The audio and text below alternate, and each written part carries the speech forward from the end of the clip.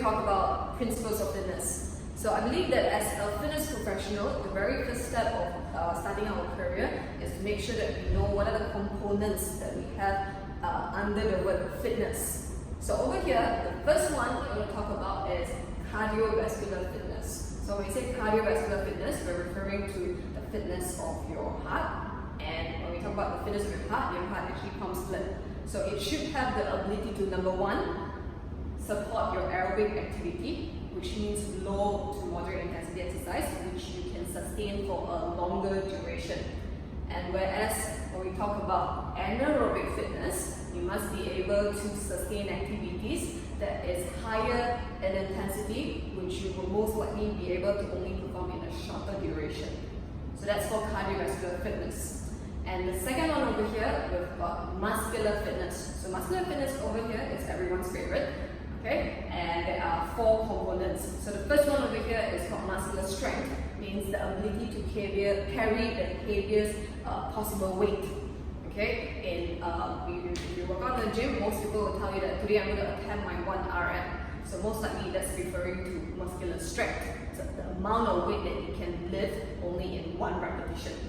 So the second one over here is muscular endurance. So muscular endurance means the ability to continuously work the same muscle. Okay, you want to be able to contract continuously before you feel fatigue. So in other words, how many repetitions you can perform.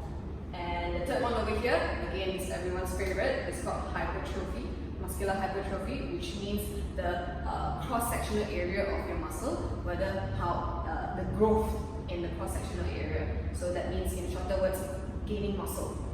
And the last one over here is muscular power. So when I say muscular power, I'm referring to the ability to carry heavier load in the fastest speed possible.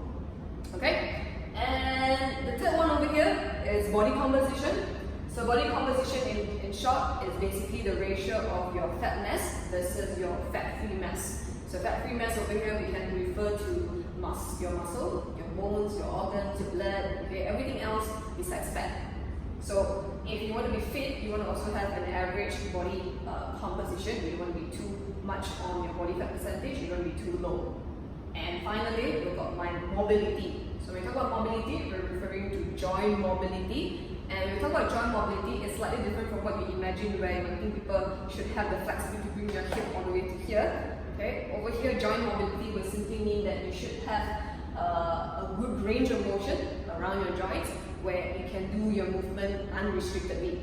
So for example, if I talk about my shoulder joint, which requires mobility, I'm referring to your shoulder being able to move from, let's say, 0 degree all the way to 180 degree. Now, if let's say you like mobility, you might see situations where people can only lift all the way here and that's all. So that can tell you that they lack mobility. Or some of them might even show you that if they lift it all the way here and they cannot go further, they may have this thing we call, see this? Compensation. So to have good mobility basically means that to have the ability to move around the joint in the specific range of motion without having any restriction or without having any compensation. So to add on, we've got one last one which we call the sports related skills. It includes speed, agility and reactivity. So these are skills that most likely an athlete would require. This includes speed, which means how fast they can go from a static position to their highest velocity. And also it takes into account how fast they can achieve a distance from point A to point B at the fastest time.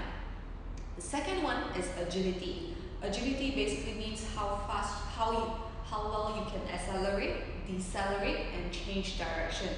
Finally, reactivity basically means how fast you react to a stimulus. So if I throw a ball at you, will you be able to catch it? Okay, so that's all for your components of fitness.